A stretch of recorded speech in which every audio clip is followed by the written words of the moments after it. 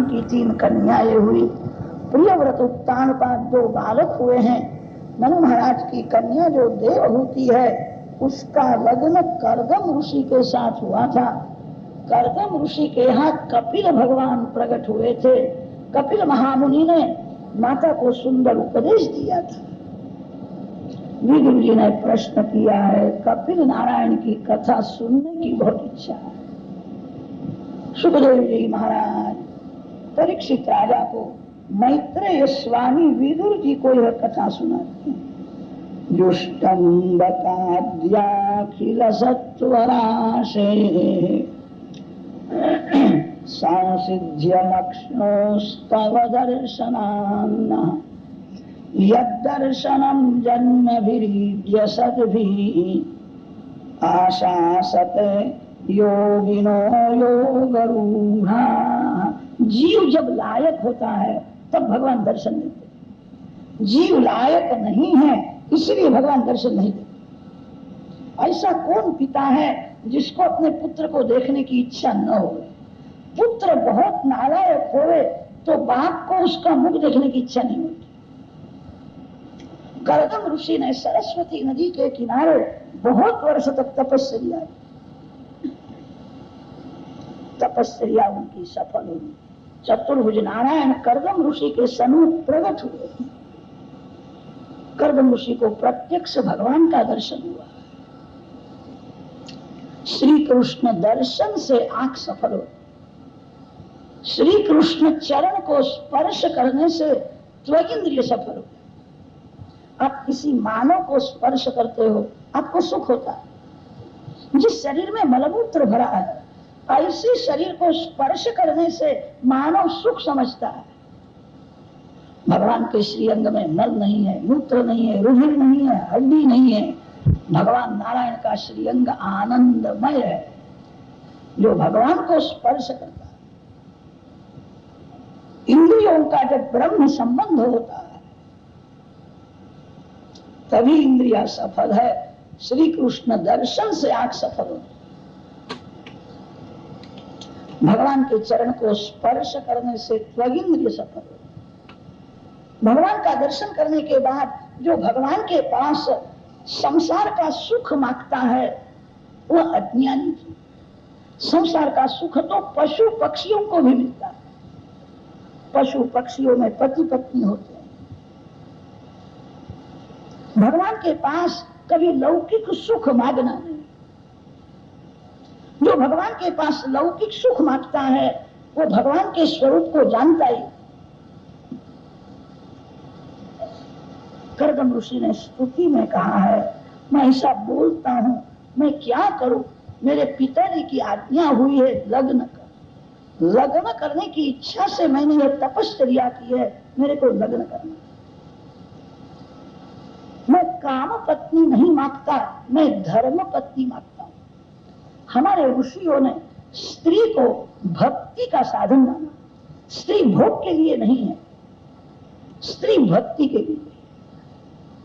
स्त्री काम पत्नी नहीं है, स्त्री धर्म पत्नी है। कन्यादान का जब संकल्प होता है तब कन्या का पिता अपने दामाद को कहता है, विलासी जीवन के लिए मेरी कन्या मैं तेरे को नहीं देता, धर्म का पालन करने के लिए मेरी कन्या तेरे को देता हूं। गृहस्थ जीवन में काम सुख गौण है, धर्म मुख्य है। अनेन वरेण अस्याम कन्यायाम उत्पादयिष्यमाण संतत्या 10 परान 10 अवरान मामिति 21 पुरुषान उद्धर्तुम आत्मनश्च श्री लक्ष्मी नारायण प्रीतये इमाम कन्याम सह धर्माचरणाय तुभ्यमहम संप्रददे। कन्यादान महान पुण्य है। स्वर्ण का दान, चांदी का दान, ये तो जड़ वस्तु का दान है। कन्यादान चेतन का दान। कन्यादान का जब संकल्प होता है तब दामाद को समझाता है, विलासी जीवन के लिए नहीं, स्वेच्छाचारी जीवन के लिए कन्यादान मैं तेरे को नहीं करता, धर्म का पालन करो। ये तेरी काम पत्नी नहीं है, ये तेरी धर्म पत्नी है। पति पत्नी के जीवन में काम गौण है, धर्म मुख्य है। अकेला पुरुष भक्ति नहीं कर सकता, अकेली स्त्री भी भक्ति नहीं कर सकती। स्त्री को पुरुष की जरूरत है, पुरुष को स्त्री की जरूरत है। शास्त्रों में ऐसा वर्णन है, स्त्री हृदय में स्नेह ज्यादा होता है। स्त्री हृदय स्नेह प्रधान, स्नेह प्रधान हृदय होने से मातृ हृदय से ही सेवा होती है। बच्चे को बाप बड़ा नहीं कर सकता है, माँ बड़ा कर सकती है। माँ के हृदय में अतिशय स्नेह है, पिता पैसा भले दे, माता के हृदय में स्नेह ज्यादा होता है। स्त्री हृदय स्नेह प्रधान, पुरुष के हृदय में स्नेह कम होता है। शास्त्रों में ऐसा लिखा है, स्त्री में स्नेह तो ज्यादा है, स्त्री की बुद्धि मंद होती है। स्त्री में बुद्धि कम है, पुरुष में स्नेह कम है, बुद्धि ज्यादा है। स्त्री हृदय स्नेह प्रधान है, भोला है। स्त्री हृदय भोला होने से स्त्री हृदय बराबर परीक्षा नहीं कर सकता, किसकी सेवा करनी चाहिए, कितना समर्पण करना चाहिए, सेवा करने लायक कौन है, ये स्त्री नहीं समझ सकती। सेवा करना स्त्री का स्वभाव है। स्त्री हृदय में स्नेह तो ज्यादा है, परीक्षा बराबर पुरुष हृदय कर सकता है। पुरुष की बुद्धि तीव्र है, स्त्री की बुद्धि मंद है। पुरुष में स्नेह कम होता है और स्त्री में स्नेह ज्यादा होता है। स्त्री का स्नेह और पुरुष की बुद्धि दो जब एक होते हैं, वहां भक्ति प्रकट होती है। स्त्री को पुरुष की जरूरत है, पुरुष को स्त्री की जरूरत है। पति पत्नी का पवित्र संबंध परमात्मा के लिए हुआ। पति पत्नी के जीवन में काम सुख गौण है, स्त्री भक्ति का साधन है।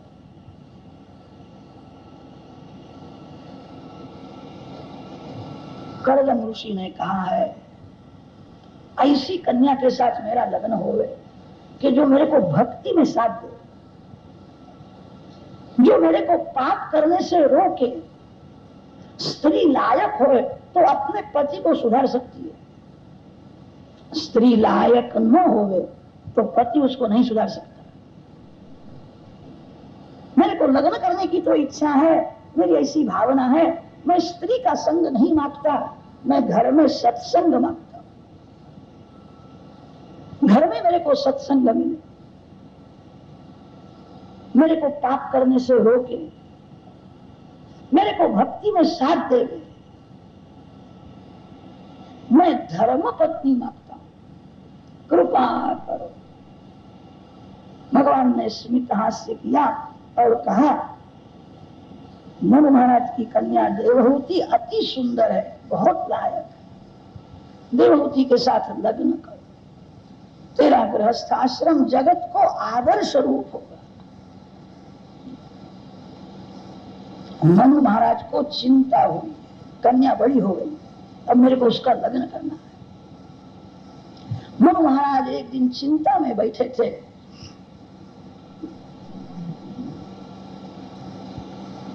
नारद जी वहां आए।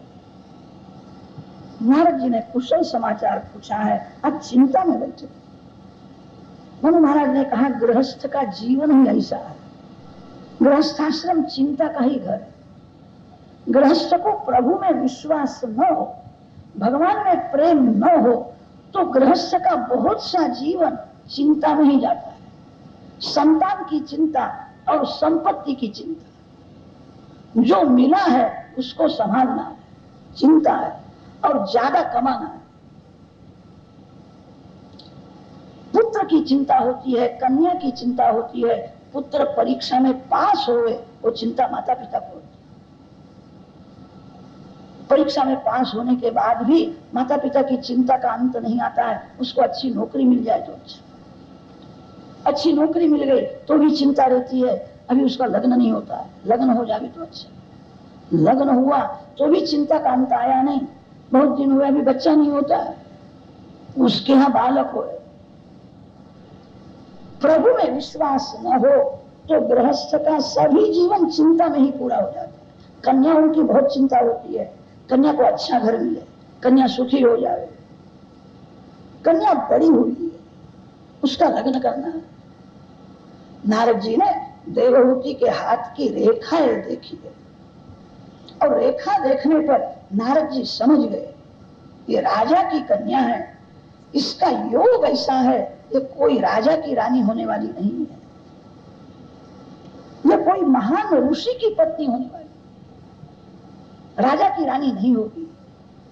इसका बालक महान ज्ञानी होगा, इसकी कीर्ति अखंड रहेगी, राजकन्या होने पर भी वो राजा की रानी नहीं होगी। गुरु महाराज ने कहा कि आप जो बोलते हो बराबर है, इसका जन्म राजमहल में हुआ है, इसको राजमहल का विलासी जीवन अच्छा लगता ही नहीं। प्रातः काल में 4 बजे उठ करके ध्यान करती, बहुत प्रेम से पूजा करती है, बहुत सादा भोजन करती है।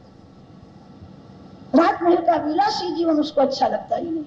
उसकी तो ऐसी इच्छा है कोई ज्ञानी भगवत भक्त पति मिले तो ही लग्न करना है, किसी कामी राजा की रानी होना ही नहीं। कोई ज्ञानी भगवत भक्त पति मिले तो ही लग्न कर, नहीं तो इसको लग्न करने की इच्छा नहीं। ऐसा बोलती है ज्ञानी हो गए, भगवत भक्त हो गए और राजकन्या के साथ कैसा लग्न करेगा। नारद जी ने विचार करके कहा है इस कन्या का दान कर्दम ऋषि को कर। कर्दम ऋषि बड़े ज्ञानी है, भगवत भक्त है। मनु महाराज ने कहा है कर्दम ऋषि की प्रशंसा तो मैंने बहुत सुनी है, राजकन्या के साथ लग्न करेंगे, बड़े ज्ञानी है, भगवत भक्त है। नारद जी ने कहा मैंने ऐसा सुना है, उनको लग्न करने की इच्छा हुई है। इस कन्या का दान कर्दम ऋषि को। मनु महाराज शतरूपा रानी के साथ देवहूति के साथ रथ में बैठे हैं, कर्दम ऋषि के आश्रम में आए। शांत वातावरण, गोबर का दीपन हुआ, पशु पक्षी भी जहां वेर को भूल गए हैं। ऋषि का आश्रम अति शुद्ध है, शांत है। मनु महाराज को आनंद होता है। कर्दम ऋषि ने देखा है मनु महाराज आए हैं, खड़े हुए। कर्दम ऋषि ने विचार किया मनु महाराज के पीछे जो कन्या दिखती है वही भविष्य में मेरी पत्नी होने वाली। भगवान ने तो कन्या की बहुत प्रशंसा की है, एक बार मैं कन्या की परीक्षा करूं। कर्दम ऋषि ने कन्या की परीक्षा बहुत विवेक से की। बहुत बातें करने से और प्रश्न पूछने से परीक्षा होती है, बहुत विवेक से परीक्षा की है। 3 दर्भ के आसन रखे। मनु महाराज वंदन करते हैं तब कहा है आसन में बैठो। शतरूपा रानी को कहा दूसरा आसन तेरे लिए, तीसरा आसन देवहूति को बताया है ये तेरे लिए। देवहूति बहुत पढ़ी लिखी तो नहीं है, स्त्री धर्म को जानती है। देवहूति ने विचार किया पति ही मेरे लिए परमात्मा है। मेरे भगवान मेरे को आसन देवे, आसन में मैं कैसी बैठूं, अभी लग्न हुआ नहीं है। देवहूति विचार करती है, उन्होंने आसन लिया है, आसन में बैठना ठीक नहीं, मैं तो उनकी दासी हूं, आसन में मैं न बैठूं तो उनको बुरा लगेगा। मैंने प्रेम से आसन दिया था, कन्या ने स्वीकार नहीं किया। पति मेरे लिए परमात्मा है, वो मेरे को आसन दे। जिस स्त्री को पति में परमात्मा का दर्शन नहीं होता है उसको किसी मंदिर में मूर्ति में भी भगवान का दर्शन नहीं होता। शास्त्रों में ऐसा लिखा है पत्नी पति में नारायण की भावना करे और पति पत्नी में लक्ष्मी की भावना करे। पति पत्नी लक्ष्मी नारायण का स्वरूप है। पत्नी के पुण्य से भाग्य से पति का आयु बढ़ता है, पत्नी के भाग्य से घर में संपत्ति आती है। पति पत्नी को लक्ष्मी की भावना से देखे। मेरे घर में लक्ष्मी आई है। पत्नी पति में नारायण की भावना, घर वैकुंठ हो जाए, घर में ही लक्ष्मी नारायण। मेरे पति नारायण है, परमात्मा है। मेरे पतिदेव मेरे को आसन देवे, आसन में मैं कैसी बैठूं? देवहूति ने युक्ति की है, आसन में अपना दाहिना हाथ रखा है और धरती में बैठती है। दाहिना हाथ आसन में रख करके बताया है, मैंने आपने जो आसन दिया उसका स्वीकार किया है। मैं तो आपकी दासी, आप मेरे भगवान। आप आसन दो, उस आसन पर मैं कैसी बैठूं? मेरे को पाप लगेगा। मेरे पति परमात्मा है। बहुत जूने जमाने की है, इसलिए वैसा समझती है। आजकल तो पति को हुक्म करने लगी है, कितनी तो पति को नौकर जैसा ही समझती है। स्त्री पति में परमात्मा की भावना का, पति पत्नी में लक्ष्मी की भावना का, प्रेम से शुद्ध भाव से घर में घर वैकुंठ बन जाएगा। मेरे पति परमात्मा है, धरती में बैठी है, दाहिना हाथ आसन में रखा है। कर्दम ऋषि ने देखा है, परीक्षा में पास है, परीक्षा हो गई, बहुत लायक है। मनु महाराज ने कहा है, मैं कन्यादान करने की इच्छा से आया, इस कन्या का आप स्वीकार करें। संत हृदय सरल होता है, सरल हृदय में भगवान का प्रवेश होता है। जो कपट करता है, जो झूठ बोलता है, उसका हृदय बाका हो जाता है। बाके हृदय में भगवान नहीं आते। जिसका हृदय सरल है, सरल हृदय में प्रभु का प्रवेश होता है। छल कपट करने वाले का मन अशांत रहता है। कर्दम ऋषि बड़े ज्ञानी है, महान तपस्वी है, जरा भी कपट नहीं किया, सरलता से मन में जो था सो कह दिया है। मेरे को लग्न करने की इच्छा हुई, बाढ़म उद्वोढ़ुकामोहम अप्रत्याचतवात्मजा आवयोर अनुरूपोसौ। महान ज्ञानी है, महान भगवत भक्त है, जो मन में था सो सरलता से कह दिया, मेरे को लग्न करने की इच्छा हुई। मनु महाराज ने कहा, मेरे को कन्यादान करने की इच्छा हुई, ये कन्यादान आपको करने के लिए आया, आप इसका स्वीकार करें। कर्दम ऋषि ने कहा, लग्न तो करना है, मेरे को सावधान होकर के लग्न। जो सावधान होकर के लग्न करता है, उसका गृहस्थाश्रम संन्यास से भी श्रेष्ठ हो जाता है। लग्न करना महान पुण्य है। सावधान होकर के जो लग्न करता, सावधान होकर लग्न करने का क्या अर्थ है? लग्न के समय में ब्राह्मण लोग वेद मंत्र बोलते हैं, कहते हैं वर कन्या सावधान सावधान, शुभ लग्न सावधान। ये जानते हैं लग्न होने के बाद ये दोनों गाफिल हो जाने वाले। अब ये सावधान रहने वाले नहीं है, इसीलिए सावधान बोलते हैं। मेरे को सावधान होकर के लग्न करना। मनु महाराज ने पूछा है, सावधान होने का क्या अर्थ है, आपकी क्या इच्छा है? कर्दम ऋषि ने कहा है, मेरा लग्न काम का विनाश करने के लिए। वेदों में वर्णन आया है, जीव और ईश्वर दोनों साथ में ही रहते। ईश्वर जीव से कहीं दूर नहीं है। सयुजौ सखायौ कहा, साथ में रहने वाले। ईश्वर जीव से दूर नहीं है, ईश्वर जीव को देखते हैं, ये जीव ईश्वर को नहीं देख सकता। जीव और ईश्वर दोनों के बीच में एक पर्दा है। वो पर्दा होने से जीव को ईश्वर का दर्शन नहीं होता। भगवान जीव को देखते हैं, जीव ईश्वर को नहीं देख सकता। जीव और ईश्वर दोनों के बीच में काम, काम ही पर्दा है। काम रूपी पर्दा होने से जीव को ईश्वर का अनुभव नहीं होता है। मेरा लग्न काम का विनाश करने के लिए। यह जीव अनेक जन्म से काम सुख भोगता हुआ है।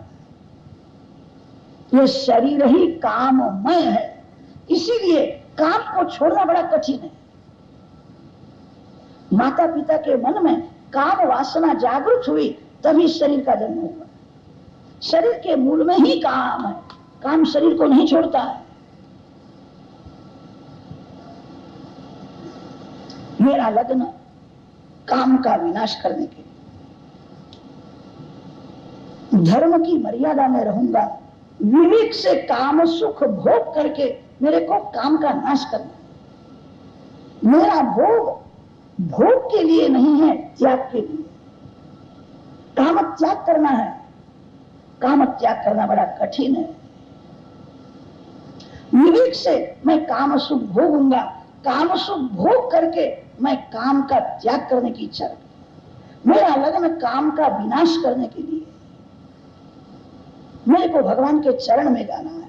श्री कृष्ण दर्शन में, श्री कृष्ण मिलन में काम विघ्न करता है। मेरा लग्न काम का विनाश करने के लिए। मैं विवेक से सुख भोगूंगा। भोग भोग के लिए नहीं होता है, भोग त्याग के लिए होता है। जीव एकदम त्याग नहीं कर सकता है, इसीलिए वेदों में काम सुख भोगने की आज्ञा दी है। ऋतौ भार्याम उपेया। वेदों का तात्पर्य त्याग में है। भोग के लिए भोग नहीं होता है, त्याग के लिए भोग है। मैं विवेक से सुख भोगूंगा। मेरी तो ऐसी इच्छा है, एक बालक का जन्म होने के बाद मैं पति पत्नी का लौकिक संबंध नहीं रखूं। एक सत्पुत्र होने के बाद मेरा विचार है संन्यास लेने। मैं संन्यास लूंगा। कदाच संन्यास न ग्रहण करो, घर में रहो, तो एक घर में भाई और बहन जैसा पवित्र जीवन होता है, ऐसा मेरा जीवन होगा। एक पुत्र होने के बाद पति पत्नी का लौकिक संबंध रखना ही नहीं। मेरे को सावधान होकर के लग्न करना। मेरा लग्न भोग के लिए नहीं है, मेरा लग्न काम का विनाश करने के लिए। अतो भजिष्ये समयेन साध्वीं यावत् तेजो विभूयादात्मनो में संन्यास लेने की इच्छा है। एक सत्पुत्र होने के बाद मैं संन्यास ग्रहण करूं। ये तो लग्न की बातें हो रही है और कहते हैं मेरे को संन्यास लेना है। गुरु महाराज ने देवहूति के सामने देखा है, बेटा तुमने सुना एक पुत्र होने के बाद तेरे को छोड़ करके संन्यास लेंगे, तू विचार कर। देवहूति को बहुत आनंद हुआ। मुझे ऐसी इच्छा थी कोई महान ज्ञानी जितेंद्रिय भगवत भक्त पति, उनके संग से मेरा कल्याण। पत्नी है नौका और पति है नाविक। नौका न होवे तो नाविक सामने किनारे नहीं जा सकता। नाविक को नौका की जरूरत है, नौका को नाविक की जरूरत है।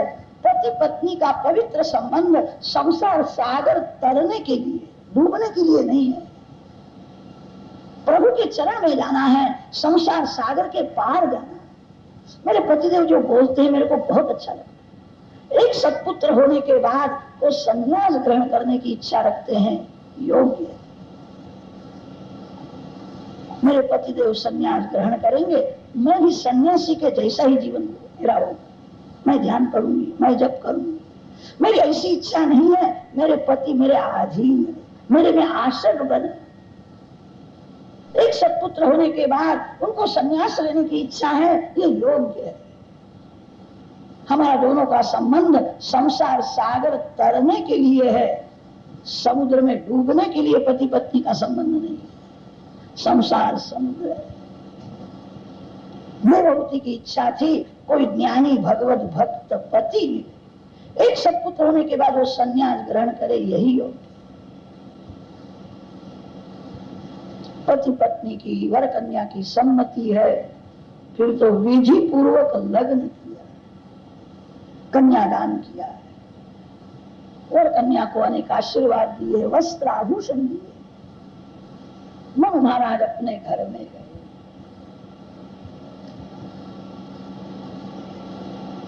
देवहूति ने विचार किया, आज तक मैं राजकन्या थी, अब मैं एक ऋषि की पत्नी हुई, मेरे पतिदेव तपस्वी है, मेरे को तपश्चर्या करनी है। जिसको सादा भोजन भाता है, जिसका वेश सादा है, वही साधु है। कपड़े में माया होती है। अब तो तपश्चर्या करनी है, सुंदर वस्त्र आभूषण उतार करके रख दी, सादा वेश धारण। मैं तपस्वी ऋषि की पत्नी हूं। लग्न करने के बाद कर्दम ऋषि ने संयम को बहुत बढ़ाया। मेरी पत्नी मेरी जैसी जितेंद्रिय है कि नहीं, मेरे को परीक्षा करनी है। ऐसा संयम बढ़ाया, दिन भर ध्यान करते हैं, जप करते हैं, देवहूति के साथ बोलते नहीं है। बोलना तो क्या, देवहूति के सामने देखते भी नहीं। देवहूति अति सुंदर है, पति पत्नी में अतिशय प्रेम है, एक घर में मौन। पति पत्नी के जीवन में बहुत सा समय बातें करने में जाता है। एक घर में रहते थे, पति पत्नी में अतिशय प्रेम था। देवहूति अति सुंदर है, बोलते नहीं। देवहूति ने विचार किया, बोलने की क्या जरूरत है, एक घर में रहने से बोलना ही पड़ता है। पतिव्रता स्त्री को खबर पड़ जाती है, मेरे पति की क्या इच्छा है, पति को क्या भाता है, वो समझ जाती है। लग्न का अर्थ यही है, मन से एक होना ही लग्न है। लग्न के समय में ब्राह्मण वेद मंत्र बोलते हैं, वेद मंत्रों का अर्थ भी यही निकलता है। वह कन्या को कहता है, मम हृदय तव हृदय संदधामि, तेरा हृदय ही मेरा हृदय है, मेरा हृदय ही तेरा हृदय है, तुम दो है, मन एक है। इसी का नाम लग्न है। मेरे पतिदेव की इच्छा ही मेरी इच्छा है, उनको बोलने की इच्छा नहीं तो मेरे को भी बोलने की क्या जरूरत है, बोलने कैसे क्या लाभ। उनको प्यास लगी होगी, पतिव्रता स्त्री समझ जाती, मांगने से प्रथम जल अर्पण कर। उनको बोलने का भी परिश्रम न हो। एक घर में बहुत दिन तक तपस्या की है, राजकन्या है, राजमहल में बड़ी हुई थी, अब ऋषि की पत्नी हुई है, बहुत दुख सहन किया है, शरीर दुर्बल हुआ। एक दिवस कर्दम ऋषि की नजर पड़ी, कैसा सुंदर शरीर था, अब तो हड्डियां दिखती। तेरी सेवा से मैं प्रसन्न, तुष्टोऽहमद्य तव मानविमानदायाः शुश्रूषया परमया परया च भक्त्या यो देहि माम् अयमतीव सुहृत्स्वदेहो नावेक्षितः समुचितः क्षपितुं मदर्थे। सभी जीवों को अपना शरीर बहुत प्यारा लगता है। मेरी सेवा में तुमने शरीर को बहुत घिसाया है, अति दुख सहन किया है, मेरे को सुख दिया है। मैं तेरी सेवा से प्रसन्न हूं, तू मांग ले, तू जो मांगेगी सो तेरे को मैं दूंगा। देवहूति ने हाथ जोड़ करके कहा है, आपके जैसे ज्ञानी भगवत भक्त पति मेरे को मिले हैं, मैं भाग्यशाली, मेरे को सब कुछ मिला है। मैं रोज तुलसी जी की पूजा करती हूँ, बाल कृष्णलाल के साथ तुलसी जी को रख के प्रदक्षिणा करती हूँ और मांगती हूँ मेरे पतिदेव का आयुष बढ़े, मेरे पतिदेव आनंद में, रोज ऐसा मांगती हूँ। मेरी तो एक ही इच्छा है, आपकी सेवा करता करता मेरा शरीर गिरे। मेरी एक ही इच्छा है, भगवान के धाम में पहली मैं जाऊंगी, मेरे पीछे से आ, पहली मैं जाऊंगी। मेरा सौभाग्य अखंड, दूसरी कोई इच्छा नहीं। कर्दम ऋषि प्रसन्न हो, पत्नी के पुण्य से पति का आयुष बढ़ता है, पत्नी के पुण्य से पति सुखी होता है। मैं रोज भगवान की प्रार्थना करती हूँ, रोज प्रदक्षिणा करती हूँ, तब मांगती हूँ मेरे पतिदेव का आयुष बढ़े, मेरे पतिदेव आनंद। कर्दम ऋषि प्रसन्न हुए हैं, तो महान पतिव्रता है, तेरा सौभाग्य अखंड रहे। आज मेरे मन में बहुत इच्छा है, तू कुछ मांगे सो देने की मेरी बहुत इच्छा है। मेरे को प्रसन्न करने के लिए मांग लो। मैं ऐसा समर्थ हूं, दूसरा जगत भी मैं बना सकता हूं, मेरे में ऐसी शक्ति है। बहुत आग्रह किया, तब देवहूति ने मांगा है, आपकी इच्छा हो तो मेरे मन में थोड़ी भावना है, एक बालक का जन्म हो। कर्दम ऋषि समझ गए, मैं तेरे को दिव्य स्वरूप दूंगा। भोग के पीछे रोक खड़ा है, मैं तेरे को ऐसा सुंदर स्वरूप दूंगा जिसको कभी रोग होवे, यौवन कायम, कभी वृद्धावस्था आवे, ऐसा दिव्य स्वरूप मैं तेरे को दूं। सरस्वती गंगा में स्नान करके आओ। देवहूति सरस्वती गंगा में स्नान करने के लिए जाती है। कर्दम ऋषि ने हाथ में जल लिया, 100 वर्ष की तपश्चर्या कृष्णार्पण की है, अनेक दासियां निकलती है, देवहूति को वंदन करती है, हम आपकी दासी।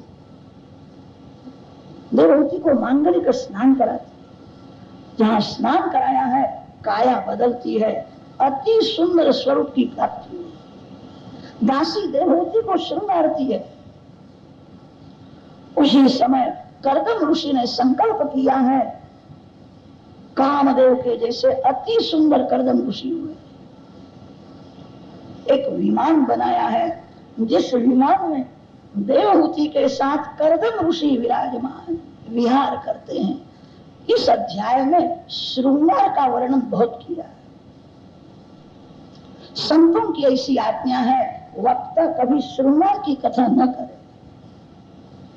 कथा कैसी करनी चाहिए? दक्षिण भारत में समर्थ सदगुरु रामदास स्वामी हुए। श्री समर्थ सदगुरु रामदास स्वामी ने दासबोध ग्रंथ लिखा है। दासबोध ग्रंथ में एक अध्याय लिया है, कथा कैसी करनी चाहिए। कथा पैसा कमाने का साधन नहीं है, कथा मनोरंजन के लिए नहीं है, कथा बिगड़े हुए मन को सुधारने के लिए। ग्रंथीचा सांगावा गुह्यार्थ, न वदावा लौकिकार्थ। श्रृंगार का बहुत वर्णन करने से मन बिगड़ जाता है। कथा तो बिगड़े हुए मन को शुद्ध करने के लिए। वक्ता कथा बहुत विवेक से करे। संस्कृत भाषा में सभी रसों का वर्णन किया जाता है, श्रृंगार भी रस है, इसलिए उसका वर्णन व्यास महर्षि करते हैं। व्यास महर्षि श्रृंगार भाषा में भले करे, संतों की आज्ञा है वक्ता श्रृंगार की कथा छोड़ दे, कथा बहुत विवेक से वक्ता करे। शरद शतम व्यतीयाय काम लालसयोर मना।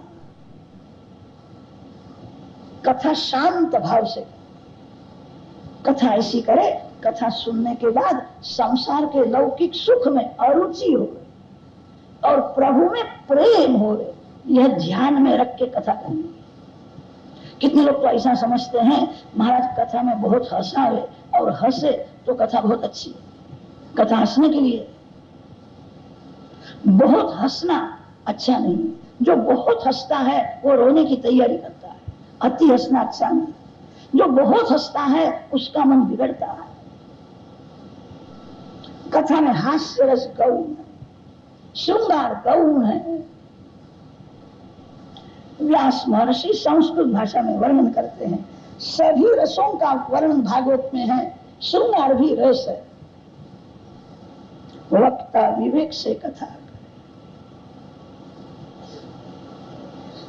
100 वर्ष तक विहार किया है, उनके यहाँ एक भी पुत्र हुआ नहीं, 9 कन्याएं। एक दिन कर्दम ऋषि को वैराग जागृत हुआ, ये विलासी जीवन अच्छा नहीं। वस्त्र आभूषण उतार करके फेंक दिए, लंगोटी पहनते हैं, हाथ में कमंडल लिया है, अब मैं सन्यास हूं। भस्म लगाया, शरीर ही भस्म है।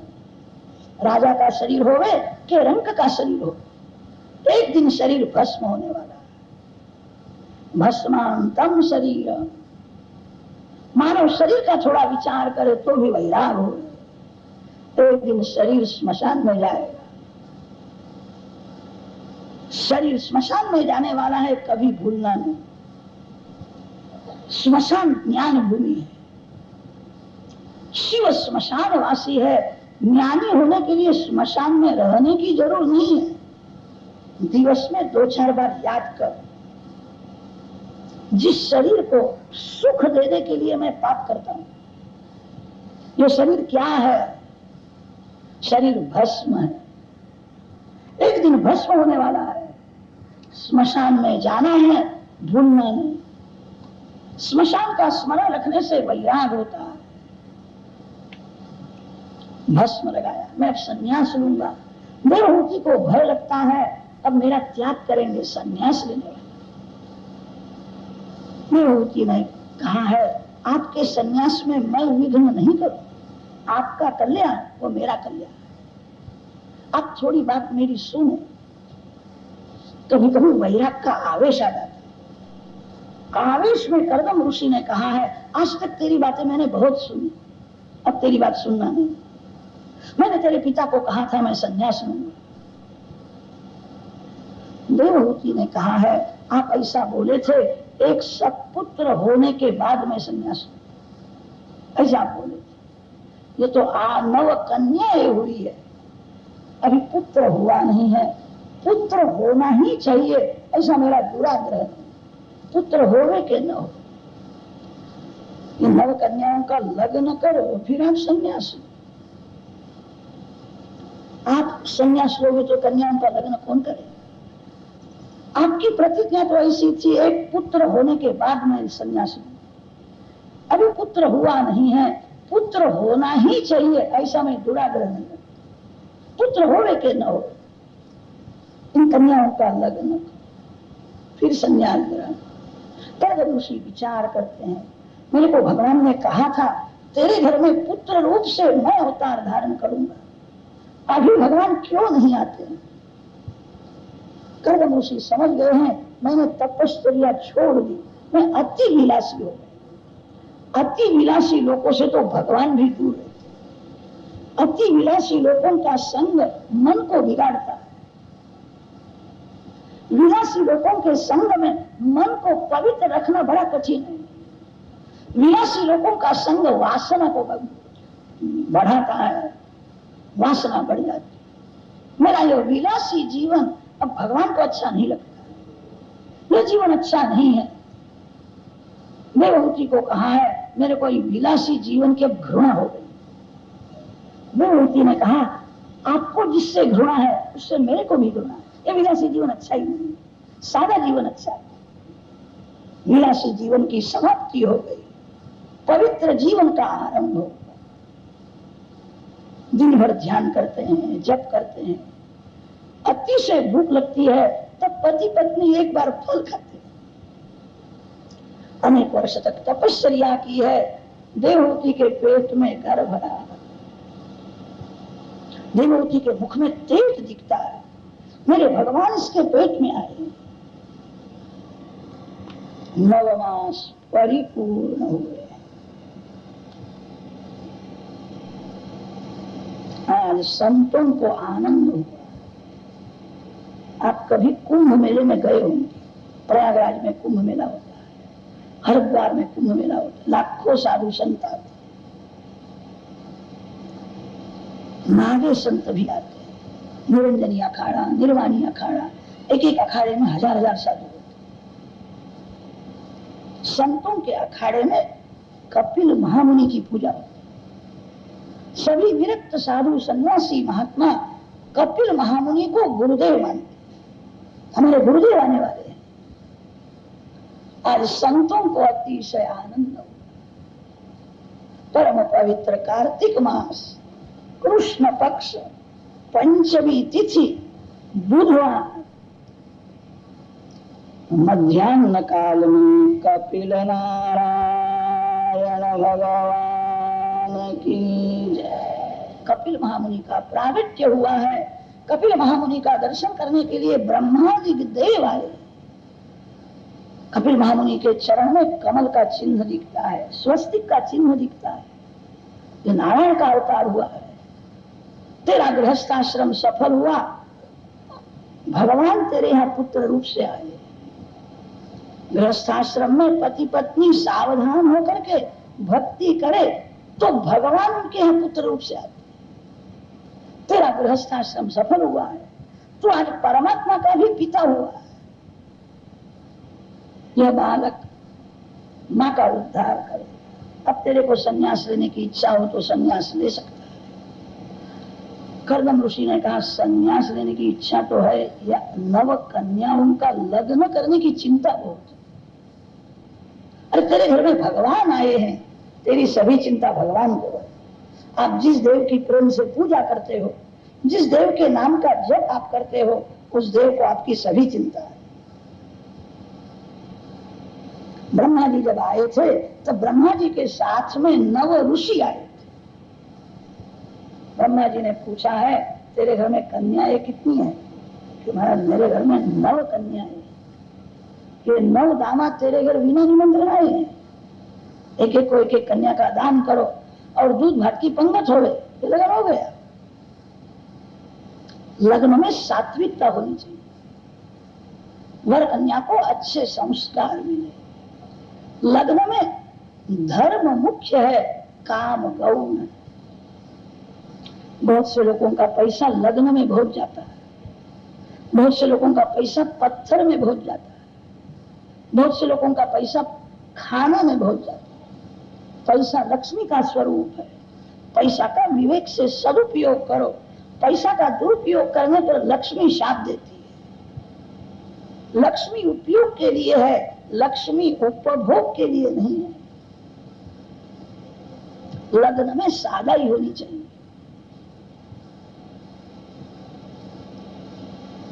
नव कन्याओं का लग्न नव ऋषियों के साथ हुआ।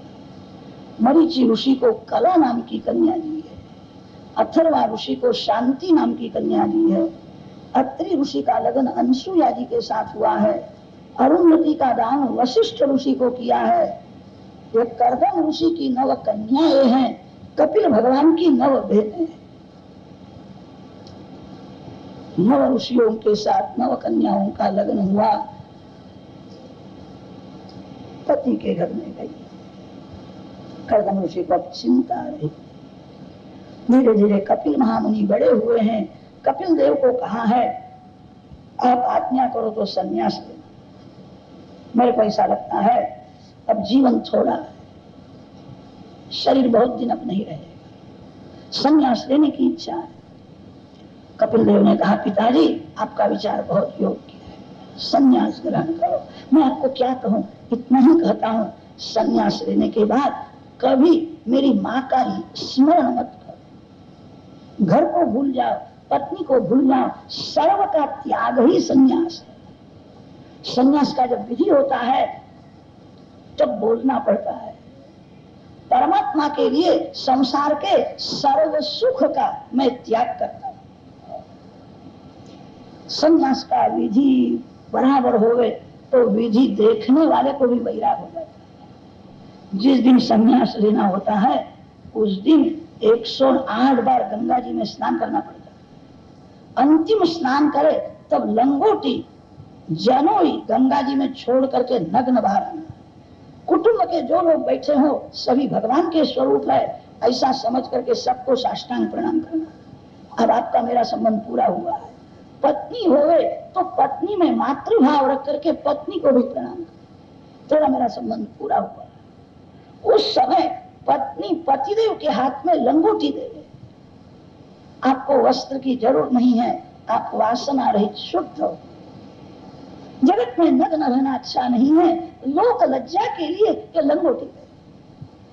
पत्नी लंगोटी देती है, वो लंगोटी पहन करके अंत में एक होम करना पड़ता है। वेदों में उसका वर्णन आया है, उसका नाम विरजा हो। शब्द स्पर्श रूप रसगंधा में शुद्धंता विरजा विपात्मा भूया शब्द स्वाहा। देव ब्राह्मण अग्नि की साक्षी में प्रतिज्ञा करनी पड़ती है, संसार का कोई सुख भोगने की जरा भी इच्छा नहीं। सर्व सुख का न्यास मैं त्याग करता हूं, अब मेरा जीवन केवल भगवान के लिए। तब संन्यास का विधि होता है। गीता जी संन्यास लेने के बाद ज्यादा परो प्रातः काल का पवित्र समय है, संध्यादिक नित्य कर्म परिपूर्ण हुआ है। कपिल देव दर्भासन में शांति से बैठे। उस समय देवहूति माता को याद आया है, मेरे कपिल देव का जन्म हुआ तो ब्रह्मा जी आए थे और ब्रह्मा जी ने कहा था कि साक्षात नारायण आए, मेरा उद्धार करने के लिए आए हैं। यह मेरा पुत्र है और मैं उसकी माँ हूं। ये लौकिक संबंध को आज देवहूति भूल गई। ये सदगुरु है, मैं सत्शिष्य हूं। कपिल देव को वंदन किया है और कहा है आप आज्ञा देवे, मेरे को कुछ पूछने की इच्छा। देवहूति ने कहा है कपिल भगवान प्रसन्न हुए, मैं जरा भी संकोच रखना नहीं, जो मन में हो सो पूछ लेना। देवहूति ने प्रश्न किया है इस संसार में सच्चा सुख है कि नहीं? सत्य उसको कहते हैं जिसका कभी नाश नहीं हो। जो सत्य नहीं है वो टिकता नहीं है। मेरे को ऐसा आनंद मिले कि जो आनंद कायम है, कभी दुख आवे ही नहीं। मैंने आज तक बहुत सुख भोगा है। मैं ऐसा मानती थी सुख भोगने से शांति मिलेगी, सुख भोगने से दुख की समाप्ति नहीं होती। थोड़े समय तक मन शांत रहता है, फिर मन ज्यादा चंचल हो जाता है। ऐसा कोई सुख नहीं है जो अनेक बार मैंने भोगा नहीं। बहुत सुख भोगा है, सुख भोगने पर शांति नहीं। जगत में ऐसा कोई आनंद है कि नहीं जो आनंद कायम रहता है, जिसका कभी नाश नहीं होता। प्रत्येक इंद्रिय का सुख मैंने अनेक बार भोगा है। मन बहुत चंचल हुआ है, शरीर दुर्बल हुआ है, शरीर में शक्ति नहीं है, शरीर रोगी हुआ है, वृद्धावस्था आई है। ये वासना मन में से निकलती नहीं। देवहूति माता के मन में जो था सरलता से कपिल देव के सम्मुख प्रकट किया है। वासना बहुत त्रास देती, वासना राक्षसी है, मेरे को छोड़ती नहीं है। मैं उसके त्रास से छूटने का प्रयत्न करती हूँ, मेरे मन में घर करके बैठी है। वासना के त्रास में से मेरे को छुड़ाओ। वासना का विनाश कैसा करूं? ऐसा आनंद मिले कि जो आनंद के अनुभव करने के बाद कोई दुख आवे ही नहीं। मेरा मन वासना से बिगड़ा हुआ है। वासना राक्षसी से मेरे को छुड़ाओ, मेरे को बहुत त्रास देती है। कपिल देव प्रसन्न हो कि मां तुमने प्रश्न बहुत सुंदर किया। मां, वासना का विषय बदलने से वासना का नाश होता है। किसी स्त्री को, पुरुष को मिलने की इच्छा यह वासना है। परमात्मा को मिलने की इच्छा यही भक्ति है। लोखंड को लोखंड से ही काटना पड़ता है, अन्य किसी धातु से लोखंड कटता नहीं। वासना लोखंड के जैसी कठिन है। वासना का विनाश वासना से ही किया जाता है। वासना का विषय कोई स्त्री के पुरुष होवे तो वासना पतन करती है। वासना का विषय जब भगवान हो जाते हैं, मेरे को परमात्मा के साथ एक होना है, भगवान को मिलना है। वासना का विषय बदल दो। परमात्मा आनंदमय है। मां, संसार सुख दुख से भरा हुआ है। कोई सुख ऐसा नहीं है जो भोगने के बाद दुख आता न हो। सुख के पीछे ही दुख खड़ा है। मां, सावधान। संसार में जीव को सुख मिलता है, उसको दुख भी भोगना पड़ता है। निर्विण्णा नितरां भूमन् असदिन्द्रियकर्षण येन संभाव्यमानेन प्रपन्नान्धं तमः प्रभो। जीवात्मा को सुख की भूख नहीं है, आनंद की भूख। बहुत से लोग सुख को ही आनंद समझते हैं। सुख और आनंद में बहुत अंतर है। सुख उसको कहते हैं जो भोगने के बाद दुख आता ही है। आनंद उसको कहते हैं जिसका अनुभव करने के बाद कोई दुख रहता ही नहीं। आनंद ही परमात्मा नारायण। वेदों में भगवान का वर्णन किया है, आनंदो ब्रह्मेति व्यजानात् आनन्दाज्जेव खल्विनानि भूतानि जायन्ते आनन्देनैव जातानि जीवन्ति आनन्दं प्रयन्त्यभिसंविशन्ति। सैषा भार्गवी वारुणी विद्या। आनंद ही परमात्मा। मां संसार में आनंद नहीं है। संसार के जड़ पदार्थ सुख देते हैं, दुख भी देते हैं। आनंद किसी जड़ वस्तु में नहीं रह सकता। कदाच आपको शंका होवे कि महाराज आप ये क्या कहते हैं? अच्छा भोजन होवे, परोसने वाला बहुत प्रेम से परोसता हो, भोजन में आनंद आता है। भोजन में आनंद न होवे तो मानव ये सब प्रवृत्ति नहीं करे। थोड़ा सा विचार करो, भोजन में आनंद। अरे भोजन में आनंद होवे तो जिसके पेट में अजीर्ण है उसको भोजन करने से आनंद क्यों नहीं मिलता? भोजन में आनंद होवे तो जिसको बुखार आया है उसको भोजन करने से आनंद क्यों नहीं मिलता? आनंद भोजन में है। भोजन करने की तैयारी थी, अच्छा भोजन है, उसी समय सुना बुद्धि का मरण हो गया। किसी के मरण की वार्ता आप सुन लो फिर भोजन करोगे? कितने लोग विचार करते हैं वो तो 2-3 वर्ष से शैया में पड़ी हुई थी, उसका तो अच्छा ही हुआ है, मरण हुआ सो क्या बुरा हुआ, बहुत दुख सहन कर दीजिए, अच्छा हुआ। अभी भोजन करने के लिए मैं बैठ जाऊं, कदाच कोई आ जावे तो। कितने लोग बड़े चतुर होते हैं, किसी का मरण सुनने के बाद दरवाजा बंद करके शांति से भोजन कर ले। एक बार मैं खा लूं फिर दरवाजा खोलना नहीं। मानव कपट बहुत करता है। किसी का मरण सुनने के बाद भोजन में से मन क्यों हट जाता है? आनंद भोजन में है। संसार के विषय सुख देते हैं, दुख देते हैं। आनंद परमात्मा देते। निद्रा में आपको कौन आनंद देता है? निद्रा में कि खाने का मिलता नहीं, निद्रा में हाथ में पैसा आता नहीं है, निद्रा में जगत की विस्मृति होती। शैया में पड़ने के बाद मन में से संसार निकल जाता है। निद्रा में इसीलिए शांति मिलती है। दीपक में तेल है तब तक दीपक जलता रहता है, मन में संसार है तब तक मन भी जलता है। निद्रा में जगत की विस्मृति होती है, इसीलिए शांति मिलती है। निद्रा में आनंद नहीं है, जगत की विस्मृति है। निद्रा में परमात्मा का अनुभव नहीं होता। जगत की विस्मृति होवे और परमात्मा का अनुभव। परमात्मा आनंदमय है। निद्रा में जीव जगत को भूल जाता है, जगत भूलने से शांति मिलती है। संसार में शांति होवे तो सब कुछ छोड़ करके मानव को निद्रा की इच्छा क्यों होती है?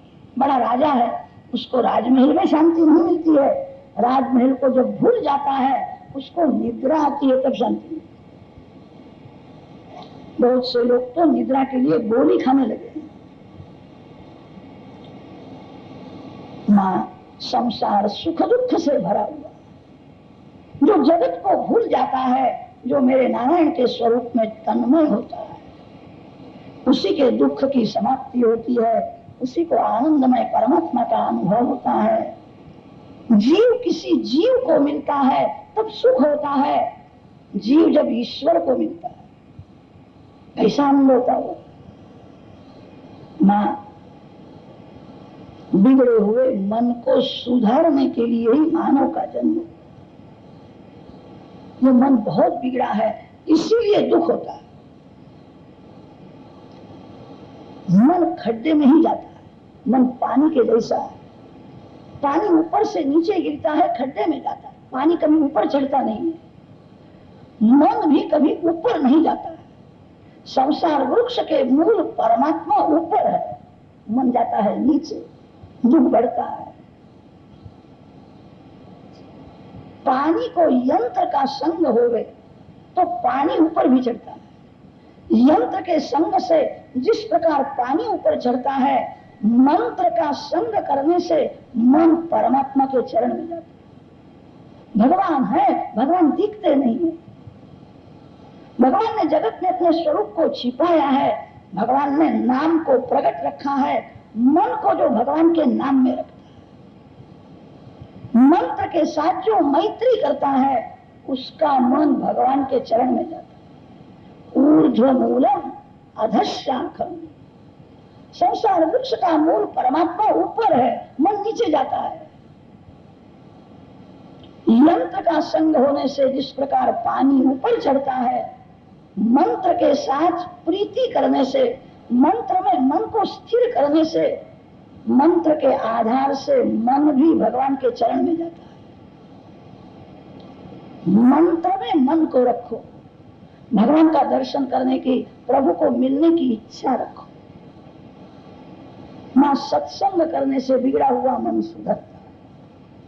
मां संत की परीक्षा करना बड़ा कठिन है। संत को ही संत मिलते हैं, संत होने का प्रयत्न करो। ये संत है कि नहीं, कैसी परीक्षा करो। नकली माल बहुत बढ़ गया है, सच्चे संत जल्दी मिलते नहीं है। मैं संत को संत ही पहचान सकता है। तितिक्षा कारुणिका सुहृदा सर्वदेहिनां अजात शत्रवः शान्ताः साधवः साधुभूषणाः।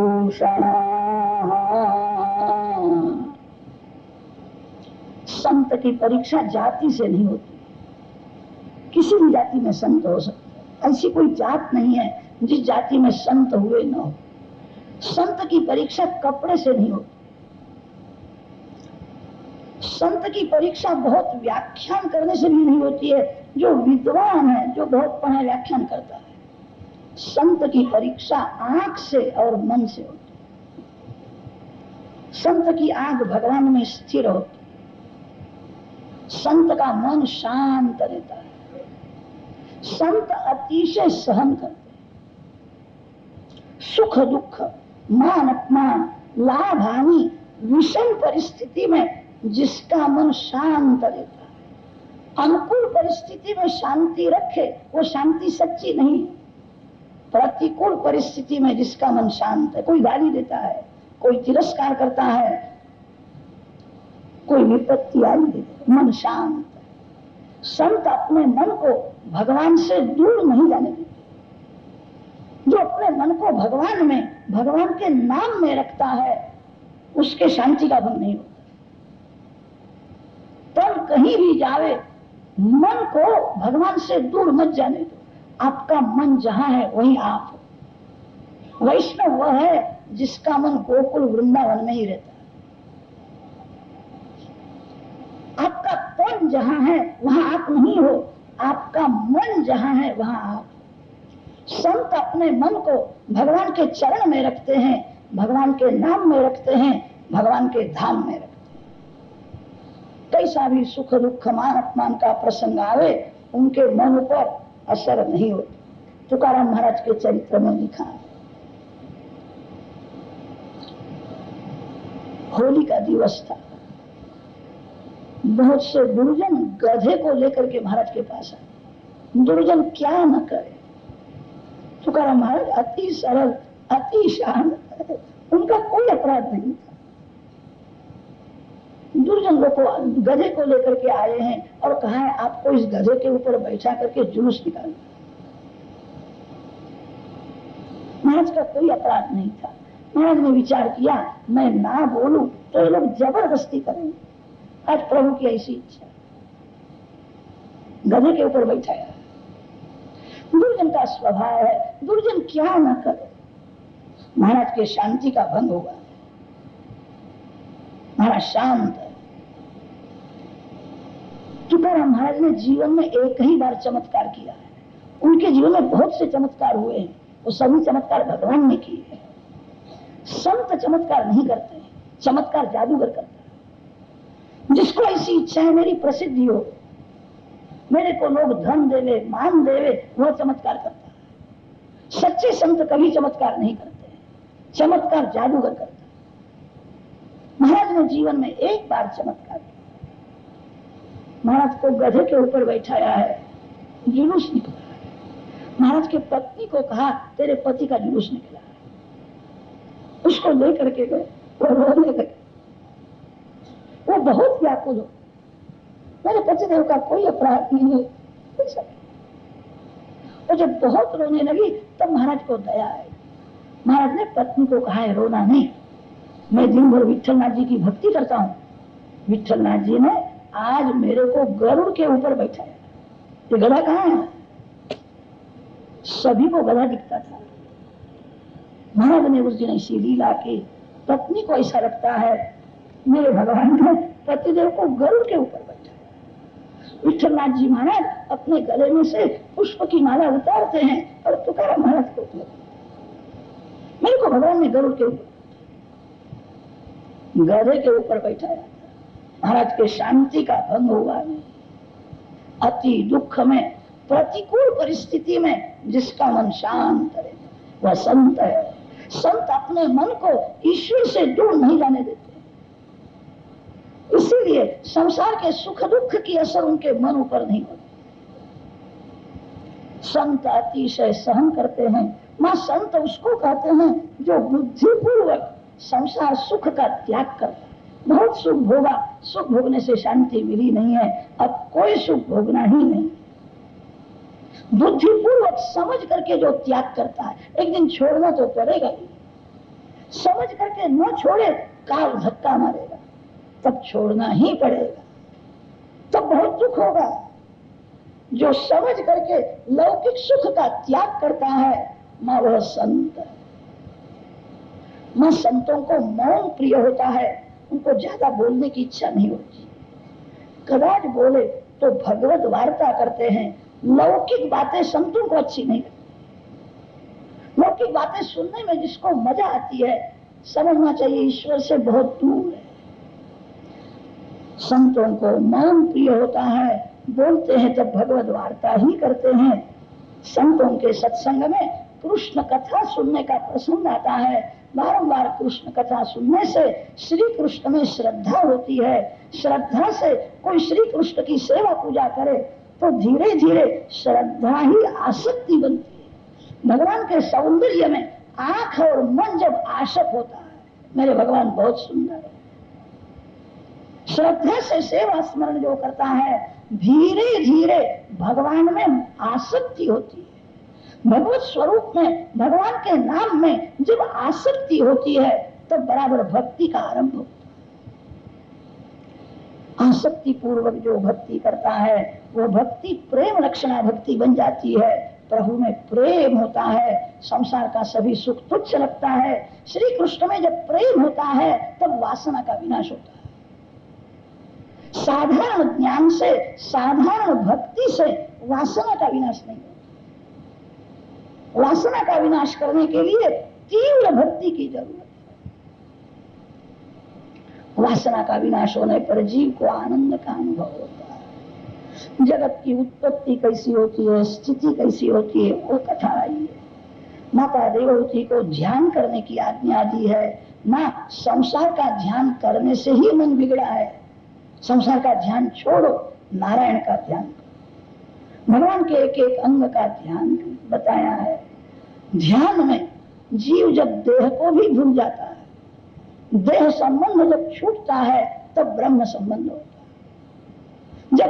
जब तक आत्मा का देह के साथ संबंध है तब तक दुख है। देह संबंध जब छूटता है तब जीव ईश्वर का मिलन होता है। माना जीव अनेक जन्म से संसार करता है, यह जीव अनेक बार पति हुआ है, यह जीव अनेक बार पत्नी हुआ। पूर्व जन्म का पति के पत्नी इस समय में कहाँ है? पूर्व जन्म के बालक कहाँ है? मां, पशु पक्षी भी संसार करते हैं, पशु पक्षी भी सुख भोगते हैं। मां, संसार सुख में तेरे को घृणा नहीं आती है? भोग से किसको शांति मिली है? मां, त्याग में शांति है। मां, ये सभी कथा अपने मन को समझाना।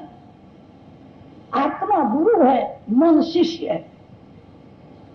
आप बनो वक्ता और मन को बनाओ श्रोता। ये सभी कथा अपने मन को सुनाओ।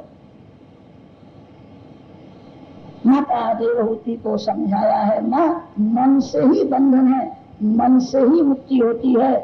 चाबी से लोग ताले को बंद करते हैं, जिस चाबी से ताले को बंद करते हैं उसी चाबी से ताले को खोलते हैं। बंद करना और खोलना दोनों विरुद्ध क्रिया है। विरुद्ध क्रिया एक ही चाबी से होती है। मन काम सुख का चिंतन करता है, मन विषयों में फंस जाता है तो बंधन करता है। मन नारायण का ध्यान करता है, मन नारायणाकार हो जावे तो मुक्ति देता है। मां, अपने मन को संभाल। माता देवहूति ने कहा, आपने थोड़े समय में मेरे को बहुत सुंदर उपदेश दिया है। ये सभी उपदेश अपने मन को मैं करूंगी। कदाच मेरा मन बिगड़ जावे, आपका आधार, आप कृपा करें। मेरे मन में पाप आवे नहीं, मेरे मन में खराब विचार आवे। कभी कभी मन 2-4 मिनट के लिए भी मूर्ख हो जाता है, बड़ी बड़ी ज्ञान की भक्ति की बातें करता है, 2-4 मिनट के लिए भी मन पाप करता है। मेरा मन बिगड़ जावे, आप कृपा करो, मैं शरण में आई। कपिल भगवान ने कहा है, मां, मैंने तो तेरे ऊपर कृपा की है, अब तू ही तेरे ऊपर कृपा कर। मत ऐसा निश्चय कर किसी के पेट में जाना नहीं। अब पति होना नहीं है, अब किसी की पत्नी भी होना नहीं, अब परमात्मा के साथ एक होना है। मत तू ही तेरे ऊपर कृपा कर। मां, अब मेरे को यहां से जाना, सावधान होकर के साधन। मैंने जो उपदेश दिया है इस उपदेश में श्रद्धा रखो। कपिल भगवान देवहूति माता की प्रदक्षिणा करते हैं, देवहूति माता को वंदन करते। जो माता पिता की पूजा करता है, जो माता पिता की प्रदक्षिणा करता है, उसको पृथ्वी प्रदक्षिणा करने का पुण्य। जगत को गोद दिया है, देवहूति माता की प्रदक्षिणा की है, वारंवार वंदन किया है और कहा है, मां सावधान, सतत साधन करो।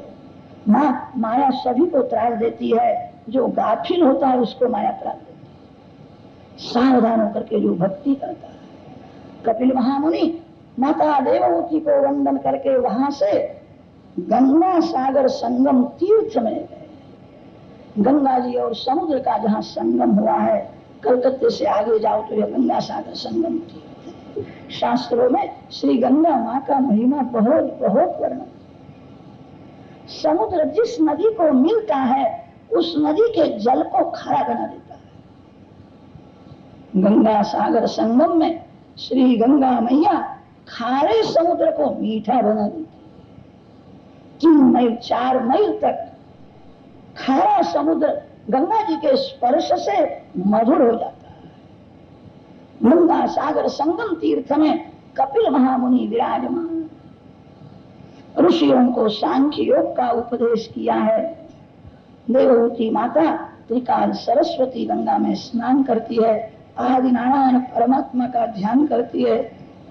हृदय पिघलता है, ध्यान में तन्मयता होती है, माँ को आनंद आता है। देवहूति माता के बाल बहुत सुंदर थे, सुंदर बाल धीरे धीरे पीली जटा बन गए, जटाएं धारण की, महायोगिनी हुई है। कभी कभी देवहूति माता को भी मन त्रास देता है। मन को एक बुरी आदत पड़ी है, जो सुख भोगा है उसको याद करता है। कभी कभी देवहूति माता को भी याद आता है, हम विमान में कैसा सुख भोगते थे, कैसा जीवन था। देवहूति माता अपने मन को समझाती है, अरे जो सुख परिणाम में दुख देता है, जो सुख शक्ति का विनाश करता है, जो सुख मन को बिगाड़ता है, उसको क्यों याद करता है। मन को समझाती है जिसका त्याग किया है। कभी कभी मन भी तूफान बहुत करता है, समझाने पर भी मन नहीं मानता। मन में बहुत शक्ति है। मन एक दो जन्म का नहीं, अनेक जन्म का बिगड़ा हुआ है। पाप के संस्कार जागृत होते हैं, मन मानता नहीं है। ऐसे समय में देवहूति माता भगवान नारायण के चरण में वंदन करती है, मैं शरण में आई हूँ, कृपा करो, मेरा मन बिगड़ गया, मेरे को दिखता है मन पाप कर रहा है, मैं इसको नहीं रोक सकती, कृपा, मैं शरण में आई। मन जब बहुत बिगड़ जाता है तब मन को समझाना नहीं, प्रेम से भगवान के नाम का कीर्तन करो, जोर से कीर्तन करो, प्रेम से कीर्तन करो, मन शांत हो जाएगा। देवहूति माता को भी कभी कभी मन त्रास देता है। ऐसे समय में देवहूति माता प्रेम से श्रीमन नारायण नारायण नारायण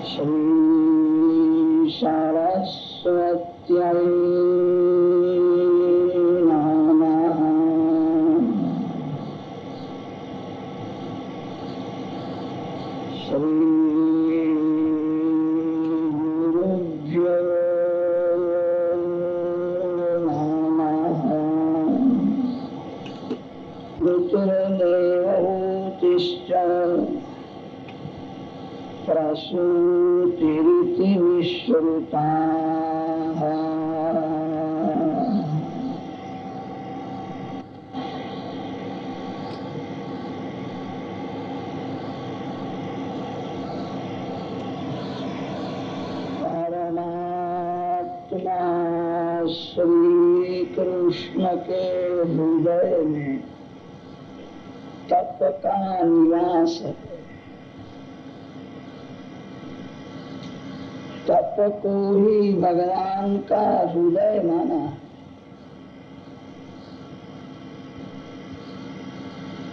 जो तप करता है वही परमात्मा को प्रसन्न कर सकता है। तप मानव शरीर में ही होता है, मानवेतर कोई भी तप नहीं कर सकता। पशु पक्षियों में अतिशय अज्ञान होता है। अति अज्ञान होने से पशु का स्वभाव कभी सुधरता नहीं। जन्म से मरने तक पशु का स्वभाव एक सरीखा ही रहता है। मानव ज्ञान प्रधान, बुद्धि प्रधान है। मानव स्वभाव को सुधार सकता है। बाल्यावस्था में आपका स्वभाव जैसा था आज वैसा नहीं है। आप बहुत प्रेम से कथा सुनते हो, भगवान के नाम का जप करते हो, अभी स्वभाव सुधरेगा। पशु का स्वभाव कभी सुधरता नहीं है। पशु उसको कहते हैं जो शरीर को ही आत्मा समझता है। शरीर का सुख ही मेरा सुख है, ऐसा जो समझता है वही पशु है। आप सब लोग बड़े ज्ञानी हो, आप जानते हो मैं तन नहीं हूं। तन जब बिगड़ता है तब मैं उसको सुधारता।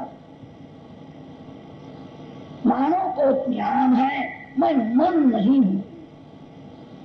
मन जब पाप करता है तब मन को आप पाप करने से रोकते हो। मैं तन नहीं हूं, मैं मन नहीं हूं। मानव को ज्ञान है। मानव तो तन जब बिगड़ता है, मन जब बिगड़ता है तब उसको सुधारता है। शरीर का सुख मेरा सुख नहीं है, मैं शरीर से भिन्न हूं। मानव को ऐसा ज्ञान है। तपश्चर्या मानव शरीर में ही होती है। मानवेतर कोई तप नहीं कर सकता है। मानव तप न करे तो परिणाम में उसका पतन हो जाता है। तप शब्द को उल्टा दो तो पत होगा। जो तप नहीं करता उसका पतन है। रोज थोड़ा भी तप करना ही चाहिए। सोने की शुद्धि जिस प्रकार अग्नि में होती है, उसी प्रकार तप करने से मन की शुद्धि होती है। दुख सहन करके भगवान की भक्ति करे, इसी का नाम तप है। दुख सहन करो। आपको भगवान बहुत संपत्ति दे तो भी अति सुख भोगना नहीं। कितने लोग ऐसा समझते हैं यह मैंने कमाया, यह सब मेरा है, मैं ज्यादा सुख क्यों न भोगूं। आपको जो मिला है, आपके घर में जो कुछ है वह सब आपके लिए है। आपके घर में जो है उसके ऊपर किसका नाम लिखा है आप नहीं जानते।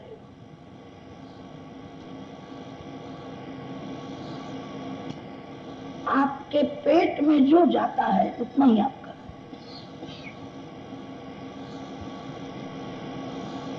एक संत वर्णन करते थे, अरे जो पेट में जाता है वह भी मानव का नहीं है, पेट में जाने के बाद जो पचता है उतना ही मानव का। जो नहीं पचता समझना चाहिए मैं दूसरे के भाग का खा गया इसीलिए नहीं पचा। जितना पेट में पचता है उतना ही आपका है। यद ददासि विशिष्टेभ्यः यदस्नासि दिने दिने तत्ते वित्तमहं मन्ये परमन्यस्य रक्षसि। आपके घर में जो कुछ है सब आपका नहीं है। भगवान जिसको ज्यादा देते हैं, भगवान ऐसी इच्छा रखते हैं मेरे अनेक बालकों को यह सुखी कर। आपको ज्यादा मिला है वह अनेक को सुख देने के लिए मिला। अति सुख भोगना अच्छा नहीं है। जो अति सुख भोगता है उसका तन बिगड़ता है, उसका मन बिगड़ जाता है। सुख इतना ही भोगना चाहिए जिस सुख में भगवान का स्मरण हो। भगवान भूल जाए और मानव सुख भोगता है तो तन बिगड़ जाएगा, मन बिगड़ जाएगा।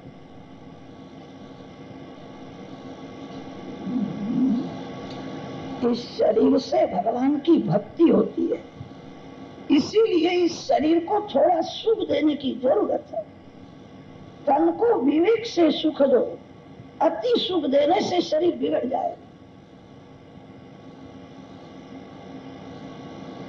थोड़ा दुख सहन कर, दुख सहन करके भगवान की भक्ति करना, इसी का नाम तप है। मौन रखना तप है।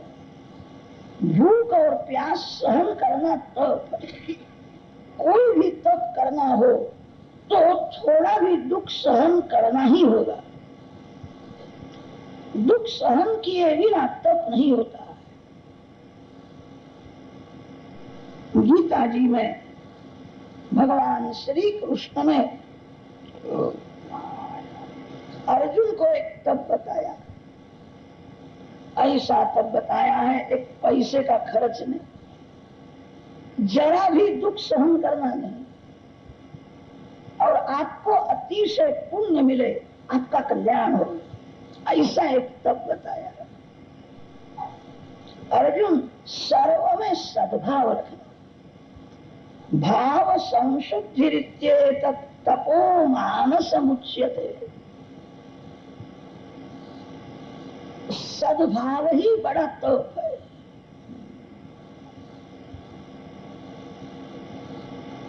किसी भी जीव के लिए मन में कुभाव रखना नहीं। सत शब्द का अर्थ होता है ईश्वर। सर्व में सद्भाव रखो, इसका अर्थ है ईश्वर का भाव रखो। आपके शरीर में जो भगवान है वही भगवान सबके शरीर में। देह भिन्न भिन्न है, देव एक है। ये फूल की माला दिखती है, इस माला में फूल तो अनेक है, अनेक फूल में धागा एक ही है। जिस प्रकार एक धागे में अनेक फूल है, एक ही ईश्वर में यह चित्र विचित्र संसार है। आकार सभी के भिन्न भिन्न है, सभी आकार में ईश्वर तत्व एक ही है।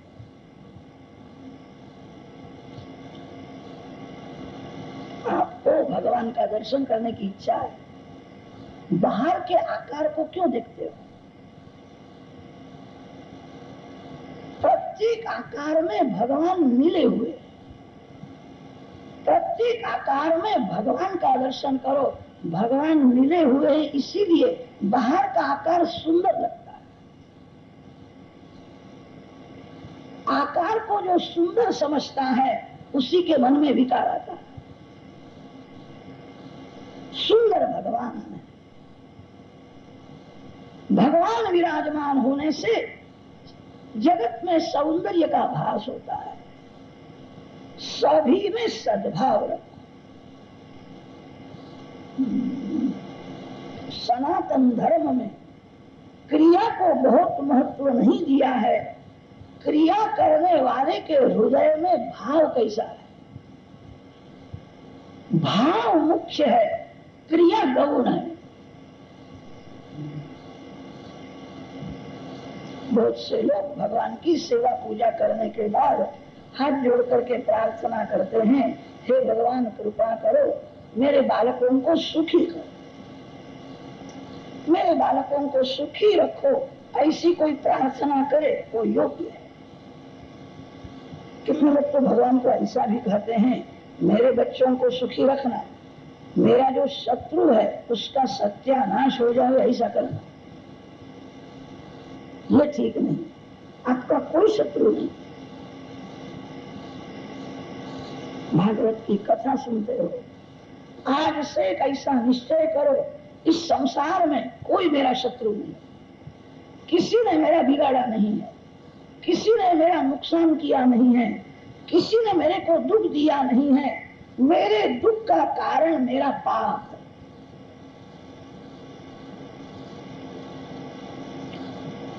बाहर कोई शत्रु नहीं है, आपको दुख देने वाला